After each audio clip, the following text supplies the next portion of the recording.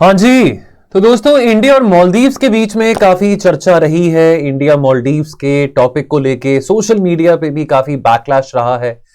काफी सारे थ्रेड्स और काफी सारे पोस्ट्स हम देख रहे हैं, बॉयकॉट मालदीव्स। वहां पे मालदीव्स में एक सोशल मीडिया कैंपेन चला है, boycott India, India out. Now अब डेफिनेटली मालदीव्स में जैसे हम देख रहे हैं, एक नई सरकार आई है, श्रीमान मोहम्मद मुइजू की। आपके सामने तस्वीर में दिख रहे हैं मोहम्मद मुइजू, और काफी इमेच्योरली अपने इलेक्शन रेटोरिक को वो रिपीट कर रहे हैं। बहुत इमेच्योरिटी मालदीव्स की तरफ से देखने को मिल रही है।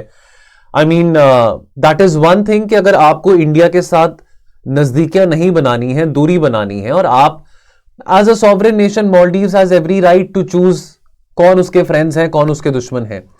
बट डजंट मीन कि आप एक ऐसे देश के प्रधानमंत्री के खिलाफ ऐसे डेरोगेटरी रिमार्क्स पास करें जिस देश ने इतने सालों से आपकी मदद करी है। जिस थाली में खाते हैं उस थाली में छेद नहीं करते हैं। सरकारें आती रहेंगी, जाती रहेंगी, लेकिन दोनों देश के बीच की जो बुनियाद थी वो काफी मजबूत थी। लेकिन आज ये बुनियाद थोड़ी कमजोर दिखाई दे रही है। वीडियो में समझेंगे डायनामिक्स भारत और मालदीव्स के रिश्तों की, कितनी जरूरत भारत को है मालदीव्स की और कितनी जरूरत मालदीव्स को है भारत की, किसको ज्यादा जरूरत है, ये बातें हम समझेंगे। सोशल मीडिया के कंट्रोवर्सी को मैं इतना डिस्कस नहीं करूंगा। जैसे आप जानते हैं कि पीछे न्यू ईयर्स के मौके पे प्रधानमंत्री जी लक्षद्वीप गए थे और उन्होंने यही एक आग्रह किया भारत के देशवासियों से कि देखिए, बहुत सारे आजकल देखते हैं, चाहे आईटी प्रोफेशनल्स हो, यंग हनीमून कपल्स की बात करें, बच्चों की बात करें, कॉलेज गोइंग स्टूडेंट्स की बात करें, रिटायर्ड लोग की बात करें, घूमने फिरने का शौक है। टूरिज्म आफ्टर ऑल इकोनॉमी के लिए भी बहुत ज्यादा एक लाभदायक चीज है। तो मोदी जी ने कहा कि इतने सारे महंगे महंगे द्वीपों पर, आइलैंड्स पर हमारे भारतीय जाते हैं, चाहे वो मॉरिशस है, चाहे वो मालदीव्स है, चाहे वो श्रीलंका है, हमारे देश में भी लक्षद्वीप है, हमारे देश में अंडमान है। इन आइलैंड्स पे, इन द्वीपों पे क्यों नहीं हमारे भारतीय जाते हैं? अगर हम अपने ही देश में इतनी आकर्षित जगहों में घूमे फिरें तो हम अपने देश की जीडीपी को और देश के टूरिज्म को कितना बढ़ावा दे सकते हैं। और यह बात कुछ गलत नहीं है। बाकी ऐसा नहीं है कि मोदी जी ने कहा कि आप मालदीव्स मत जाएं या थाईलैंड मत जाएं, लेकिन अपने देश को भी तो एक्सप्लोर करें। लेकिन मालदीव्स के कुछ मेंबर ऑफ पार्लियामेंट्स ने, कुछ मिनिस्टर्स ने यह सोचा, यह समझा कि मोदी जी कह रहे हैं कि देखो भारतवासियों, आप मालदीव्स जाना बंद कर दो। ऐसा कुछ नहीं था, उन्होंने ये नहीं कहा था। सिर्फ ये कहा था कि हमारे अपने देश में जो टूरिज्म पोटेंशियल है, कितने अच्छे कोरल आइलैंड्स लक्षद्वीप में है, वहां पे घूमिए, वहां पे जाइए और वहां की इकोनॉमी को कंट्रीब्यूट करें। दोस्तों, आगे बढ़ने से पहले बता दूं कि हमारे सभी कोर्सेज पे, चाहे वो जीएस, चाहे वो ऑप्शनल, चाहे वो स्टेट पीसीएस, टेस्ट सीरीज, कुछ भी आपने लेना हो, सब पे 15% का डिस्काउंट है। कोड रहेगा लोडी 24। तो लोडी के मौके पे स्लीपी क्लासेस की तरफ से आपके लिए ये एक भेंट है, एक त्योहार है, एक हम इकट्ठे फेस्टिवल मनाना चाह रहे हैं, तो छोटा सा तोहफा आपके लिए है। और बाय द वे आज लोहड़ी है, तो आप सबको हार्दिक शुभकामनाएं लोहड़ी की। और साथ के साथ ये भी बता दूं कि लास्ट बैच हमारे पॉपुलर प्रीलिम क्रैश कोर्स का संभव 2.0 बहुत ही पॉपुलर प्रीलिम्स क्रैश कोर्स है। 2022 में हमने निकाला था, बहुत सारे बच्चों को इससे फायदा हुआ। अब हमने फिर ये 2023 के एंड में निकाला था। इसका लास्ट बैच 8 जनवरी से शुरू हो चुका है। तो अगर आपने अपनी सीट एनरोल नहीं करी है तो किस बात की वेट कर रहे हैं? फोन उठाएं, टोल फ्री नंबर पे कॉल करें और साथ के साथ इस बैच में एडमिशन लें। कूपन कोड ऑलरेडी लोडी 24 आपके सामने, जो अवेल करके आप एडिशनल 15% ऑफ ले सकते हैं। नाउ अब कॉन्टेक्स्ट को समझे। देखिए, अब Indian citizens refusing to visit Maldives.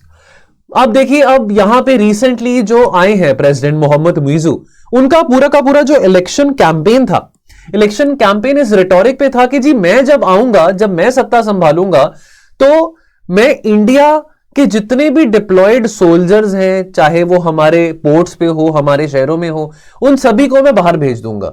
India out campaign. वैसे आपको बता दूं, इंडिया आउट कैंपेन पिछले साल सोशल मीडिया पे भी चला था। अपेरेंटली उस वक्त इनकी जो पार्टी है, मोहम्मद मुइजू की जो पार्टी है पीपीएम, ये पार्टी ऑपोजिशन में थी। हुआ क्या कि 2018 से लेके 2023 के बीच में एक सरकार थी मालदीव्स में इब्राहिम सोली की, वो प्रो इंडिया मानी जाती थी, यानी कि उनके बहुत सारे फैसले भारत के हित में थे। नाउ नेवरदलेस अब इलेक्शंस होते रहते हैं। अब आज अगर बीजेपी है सत्ता में, कल को कोई और पार्टी आती है, डजंट मीन कि हम अपनी फॉरेन पॉलिसी को डायनामिकली बदल लें। अब क्या हुआ, जब मोहम्मद मुइज़्ज़ू आए, उन्होंने कहा कि हम भारत की इंटरफेरेंस, भारत के सोल्जर्स, भारत के सिपाही, भारत के एयरक्राफ्ट, भारत के हेलीकॉप्टर्स हम बिल्कुल अपने सरजमीन पे नहीं एक्सेप्ट करेंगे और हम ये सब वापस भेजना चाहते हैं। और तो और साथ के साथ उनके मिनिस्टर्स ने कुछ रेसिस्ट रिमार्क्स भी पास ऑन करे, डेरोगेटरी रिमार्क्स पास ऑन करे मोदी जी के खिलाफ। और अगर हमारे प्रधानमंत्री या हमारे देश के प्रधानमंत्री हो, राष्ट्रपति हो, अगर किसी ऐसी जगह पे जाते हैं भारत के अंदर, चाहे वो उत्तर पूर्व है, चाहे वो कश्मीर है, चाहे वो हिमाचल है, उत्तराखंड है, गुजरात है, तमिलनाडु है, कहीं पे भी जाएं और भारत के देशवासियों को आग्रह करें, रिक्वेस्ट करें कि आप भी इन जगहों पे आए, टूरिज्म को बढ़ावा दें, कोई गलत बात नहीं है। Maldives as a sovereign nation has every right to do what it wants. India as a sovereign nation has every right to do what India considers for its best national interest. Short term में क्या होगा कि चलो ठीक है, अभी social media पे वो कंट्रोवर्सी हुई है, सोशल मीडिया पे बैकलैश चल रहा है, बॉयकॉट मालदीव्स, ठीक है। शॉर्ट टर्म में 2 से 3 लाख टूरिस्ट मालदीव्स में भारत से ही जाते हैं हर साल। शॉर्ट टर्म में बहुत सारे लोग मालदीव्स नहीं जाना चाहेंगे, मे बी अंडमान जाना चाहें, लक्षद्वीप जाना चाहें, कहीं और जाना चाहें।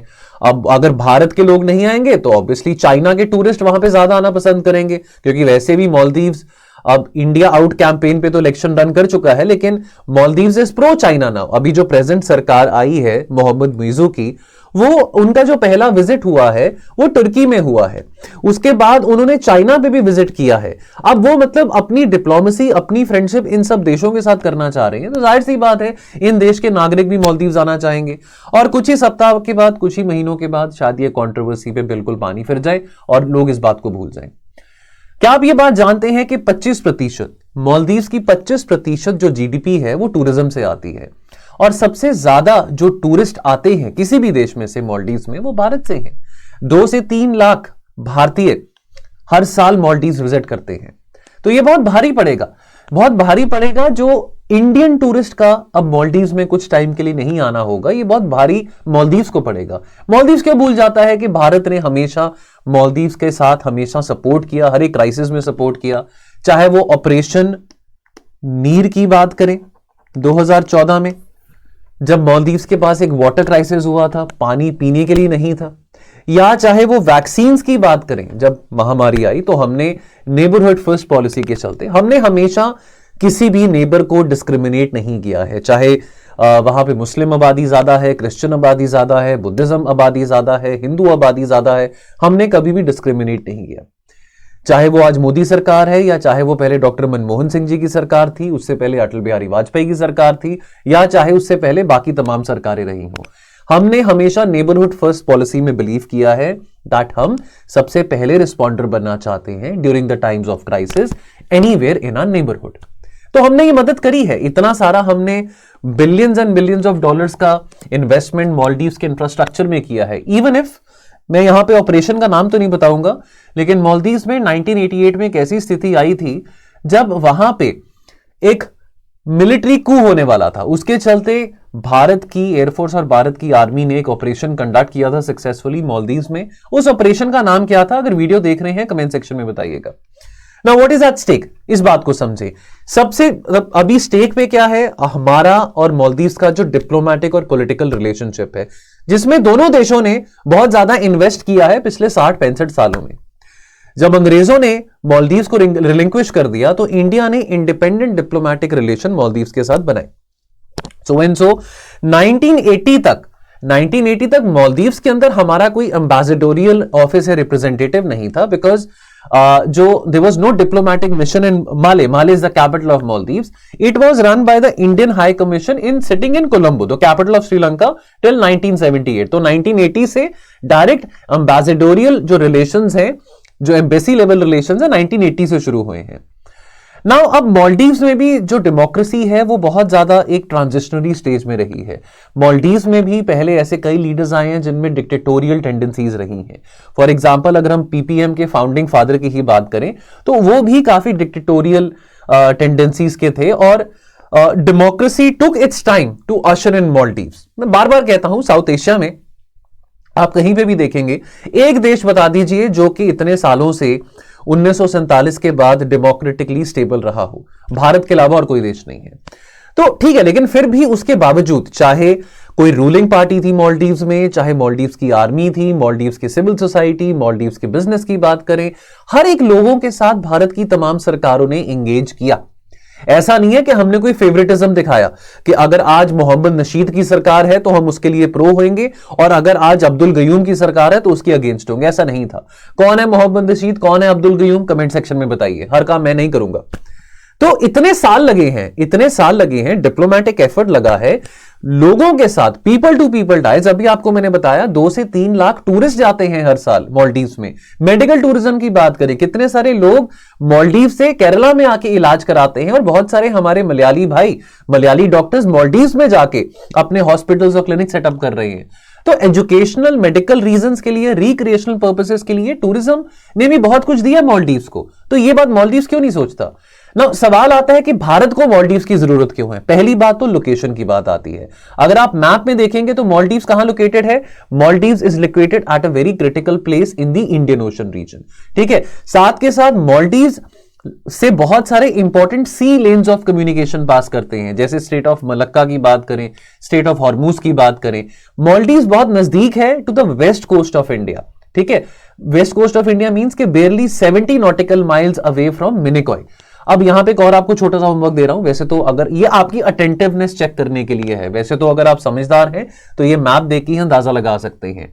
होमवर्क ये है, एक तो आपने ये बताना है कि भैया मिनिकॉय आइलैंड्स और मालदीव्स में कौन सा वो चैनल है जो इन दोनों को सेपरेट करता है, और आपने ये भी बताना है कि लक्षद्वीप और मिनिकॉय को कौन सा डिग्री चैनल सेपरेट करता है। देखिए, अगर आप वीडियो देख रहे हैं, साफ साफ आपके सामने पता लग जाएगा, आपको गूगल वगैरह करने की भी जरूरत नहीं है। सो देयरफॉर, क्योंकि इतना सारा कार्गो यहां से पास करता है, इतना मैरिटाइम ट्रेड यहां से पास करता है, आपको पता है कि 2/3 of world's cargo passes through the Indian Ocean region, तो मालदीव्स एक बहुत इंपॉर्टेंट लोकेशन पे लाई करता है। सो एंड सो आपको यह भी बताना चाहूंगा कि मालदीव्स, भारत, श्रीलंका और मॉरिशस, ये चारों देश कोलंबो सिक्योरिटी कॉन्क्लेव का भी हिस्सा है। ये 2011 में कोलंबो सिक्योरिटी कॉन्क्लेव बनाया गया था। कोलंबो सिक्योरिटी कॉन्क्लेव को लेके फिर कभी एक वीडियो बना देंगे, लेकिन आपको ये बात पता हो। सो मालदीव्स एक बहुत इंपॉर्टेंट एलिमेंट है इंडिया के मैरिटाइम सिक्योरिटी कैलकुलस में। ठीक है, बहुत सारे even in the recent past anti piracy related operations Bharat की नेवी और मालदीव्स की नेवी ने इकट्ठे कोलैबोरेट करके करे हैं। देन डिफेंस की बात आती है। एस्टिमेट ये बताते हैं कि 70% जो मालदीव्स के जो डिफेंस पर्सोनल है, उनकी जो ट्रेनिंग दी जाती है वो भारत के द्वारा दी जाती है, या तो मालदीव के आइलैंड्स पे, मालदीव्स के द्वीपों पे, या भारत की इलीट मिलिट्री एकेडमीज में। सो एंड सो भारत ने 1500 से ज्यादा Maldivian national defence forces personnel को ट्रेन करा है पिछले 10-12 सालों में। भारत की नेवी ने एयरक्राफ्ट दिए हैं, चॉपर्स दिए हैं।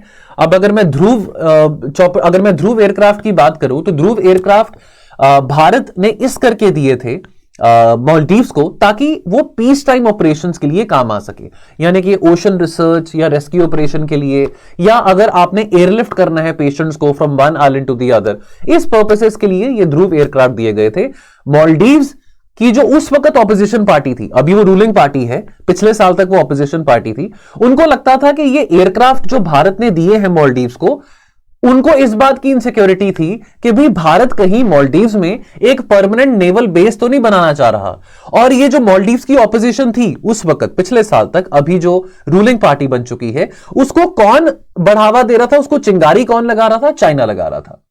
ठीक है नाउ, और तीसरा कारण क्यों भारत के लिए मालदीव जरूरी है? चाइना। देखिए, चाइना पिछले 14-15 सालों से काफी एक्टिवली भारत के नेबरहुड में इन्वेस्ट कर रहा है। एक स्ट्रिंग ऑफ पर्ल्स पॉलिसी का नाम आपने मेरे मुंह से काफी बार सुना होगा, आईआर में इसके बारे में काफी जिक्र करता हूं। स्ट्रिंग ऑफ पर्ल्स यानी कि भारत को ही इंडियन ओशन रीजन में, भारत के नेबरहुड में घेरना। चाइना की इन्वेस्टमेंट और चाइना की दखलंदाजी मालदीव्स में, श्रीलंका में, बांग्लादेश में पिछले कुछ 14-15 सालों में काफी बढ़ चुकी है। मालदीव्स ने एम्बेसी चाइना में 2009 में खोली है। देखिए, हमारे यहां पे डिप्लोमेटिक रिलेशन मालदीव से कब शुरू होते हैं? 1965 से, और इनके यहां पे एम्बेसी खुलती कब है? 2009 में। चाइना ने अपनी एम्बेसी कब खोली है मालदीव्स में? 2011 में। अभी 12-13 साल ही हुए हैं। लेकिन जब से जी जिनपिंग आए हैं, चाइना के राष्ट्रपति बने हैं, तब से ये बेल्ट एंड रोड इनिशिएटिव के चलते और मैरिटाइम सिल्क रोड के चलते मालदीव्स में काफी ज्यादा इन्वेस्टमेंट्स करी हैं चाइना ने। श्रीलंका के सबक से सीखो। श्रीलंका के सबक से सीखो कि श्रीलंका को कितना भारी पड़ा है चाइना की दरियादिली। ठीक है, तो अभी श्रीलंका कितनी मुश्किल स्थिति से बाहर गुजरा है और अभी मालदीव्स फिर चाइना के हाथों जाके कहीं कंगाल ना हो जाए। ऑलरेडी इतना हिट हुआ था मालदीव्स में, it hit in the sense कि tourism took a massive hit during the Covid years. तो अभी अगर आहिस्ता आहिस्ता मालदीव्स अपने पैरों पे खड़ा होना शुरू हुआ है, तो मालदीव्स को भी ये चाहिए, वो भी अपना विवेक और समझ लगाए कि चाइना की अनड्यू इंटरफेरेंस नहीं होनी चाहिए, because China has a habit of interfering in those countries जहां पे स्ट्रॉन्ग डिक्टेटोरियल लीडर्स होते हैं, या जहां पे डेमोक्रेसी वीक होती है, या जहां पे पॉलिटिकल इंस्टेबिलिटी होती है। So India is obviously concerned at the expanding footprint of the Chinese in Maldives. Now Mohammed Nasheed, जो कि Maldivian Democratic Party से आते हैं, he was considered as pro-India. He started the engagement with China. Abdullah Yamin जो कि 2013 से 2018 के बीच में मालदीव्स के राष्ट्रपति थे, वो प्रोग्रेसिव पार्टी ऑफ मालदीव से आते हैं। उन्हीं के चेले है ना, उन्हीं के चेले कौन है, उन्हीं के स्टूडेंट कौन है, मोहम्मद मुइजू, जो कि अब राष्ट्रपति बने हैं। तो मोहम्मद मुइजू भी वो जो लेगेसी है अब्दुल्ला यमीन की, वो आगे कैरी ऑन करना चाहते हैं। 2018 से 2023 के बीच में मालदीव्स के प्रेसिडेंट कौन थे, Ibrahim Solih. He was pro India, he was not pro China. इन्होंने इंडिया फर्स्ट का नारा दिया था जब ये प्रेसिडेंट थे। So from a strategic perspective, India needs Maldives on its side to secure its maritime periphery, and also so that India can keep an eye on the Indian Ocean and also keep a check on China's expansionist plans, specifically when it comes to the Chinese Navy. Why does Maldives need India? Daily needs के लिए चावल, spices, आटा, fruits, vegetables, medicines, और वो भी कोई ऐसी medicine नहीं कि पैरासिटामोल, कॉम्बीफ्लेन या क्रोसिन की बात कर रहा हूं, क्रिटिकल केयर और लाइफ सेविंग मेडिसिन, ये एसेंशियल नीड्स के लिए मालदीव्स को भारत की जरूरत है।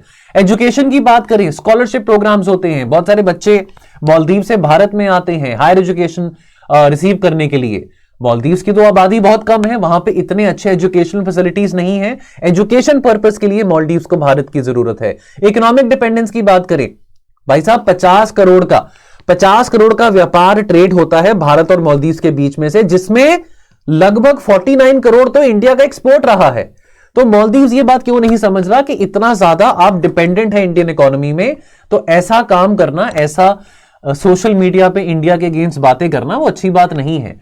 और साथ के साथ aid during disasters and pandemic, चाहे वो 2014 में पानी का क्राइसिस था, उसके चलते ऑपरेशन नीर भारत ने लॉन्च किया था, जहां पे मालदीव्स के हर एक नागरिक को भारत की एयरफोर्स ने पानी पहुंचाया। कोविड पैंडेमिक की बात करें, essential medicine, mask, gloves, PPE kits, vaccine, ये सब मालदीव्स को बचाई। सो इंडिया ने हमेशा मदद करी है मालदीव्स की। या चाहे वो हम वो कू अटेम्प्ट की बात करें 1988 में against the then president Abdulla Gayoom के फादर थे। अब वो ऑपरेशन का नाम क्या है वो आपने कमेंट सेक्शन में बताना है अगर आप वीडियो देख रहे हैं। और from time to time Bharat की नेवी और मालदीव्स की नेवी जॉइंटली एक्सरसाइजेस भी कंडक्ट करते हैं। सो दोस्तों, ये कुछ बातें थी इंडिया मालदीव्स के रिश्तों को लेके और डायनामिक्स को लेके, जैसे अभी चीजें अनफोल्ड हो रही हैं। उम्मीद करता हूं आपको ये बातें समझ आई होंगी, वीडियो आपको वैल्यूएबल लगा होगा। यदि लगा है कमेंट सेक्शन में बताएं और लाइक बटन को हिट करना मत भूलें। यदि पहली बार वीडियो को देख रहे हैं तो इस चैनल को सब्सक्राइब करे बिना मत जाइएगा। चलिए, thank you so much, take care, see you soon, wish you all a very very happy Lohri as well. Thank you.